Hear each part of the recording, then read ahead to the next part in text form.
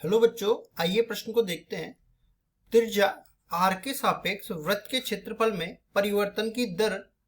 त्रिज्या r का मान दे रखा है 5 सेंटीमीटर और वृत्त के क्षेत्रफल में परिवर्तन की दर हमें पूछ रहा है कितनी होने वाली है। तो देखो, इस प्रश्न को हल करने से पहले इसकी मुख्य अवधारणा के बारे में चर्चा कर लेते हैं। मुख्य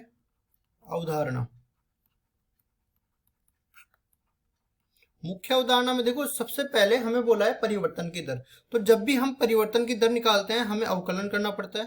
परिवर्तन की दर ये जो आता है ना, अवकलन के अनुप्रयोगों में आता है। अवकलन के अनुप्रयोग। तो इसमें सबसे पहले वृत्त के क्षेत्रफल की बात करी गई है। तो हम लोग एक वृत्त बना लेते हैं। मान लो ये एक वृत्त हो गया जिसकी त्रिज्या निर्धारण करना है। तो ये इसका केंद्र हो गया और ये इसकी त्रिज्या हो गई।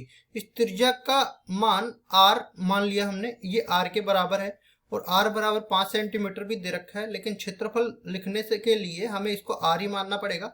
अब वृत्त का क्षेत्रफल, पहले वृत्त की त्रिज्या लिखेंगे। वृत्त की त्रिज्या कितनी है? r सेंटीमीटर, ठीक है। उसके बाद वृत्त का क्षेत्रफल, वृत्त का क्षेत्रफल।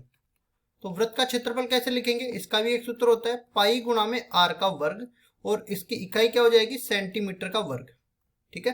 ये इसका वृत्त का क्षेत्रफल आ गया। बस वृत्त के क्षेत्रफल को मैं a से निरूपित कर देता हूं, ठीक है। अब उसके बाद इस क्षेत्रफल में परिवर्तन की दर निकालनी है त्रिज्या r के सापेक्ष। तो कैसे निकालेंगे? dA बटा dr। त्रिज्या r के सापेक्ष निकालनी है ना, तो r के सापेक्ष इसका अवकलन करना पड़ेगा। अब इधर देखो d बटा डी आर तो आ जाएगा, एक ही जगह पाई स्क्वायर r जो हमने लिया था वो आ जाएगा। अवकलन करेंगे तो अवकलन का सामान्य से एक सूत्र इसमें लग जाता है। अगर मैं x की घात n का अवकलन करूं x के सापेक्ष, तो ये बराबर हो जाता है n गुणा में x की घात n माइनस 1। अब पाई तो अचर है, तो अचर तो बाहर आ जाएगा। r स्क्वायर का हो जाएगा 2 गुणा में r, इसको ठीक से लिख देते हैं 2 पाई r, ठीक है। अब r बराबर 5 सेंटीमीटर पर इसका मान भी निकालना है, तो d बटा डी आर, यहाँ पे a आ जाएगा, और r बराबर 5 सेंटीमीटर पर इसका मान निकालना है। तो ये बराबर आ जाएगा 2 पाई तो पहले से है और r की जगह आ जाएगा 5। टोटल मिला के 5 दूनी 10 पाई, और सेंटीमीटर स्क्वायर इसका पहले इकाई थी सेंटीमीटर स्क्वायर, और त्रिज्या के सापेक्ष इसका किया है तो सेंटीमीटर नीचे आ जाएगा। टोटल मिला के ये 10 पाई सेंटीमीटर के बराबर आ जाएगा। किसका मान?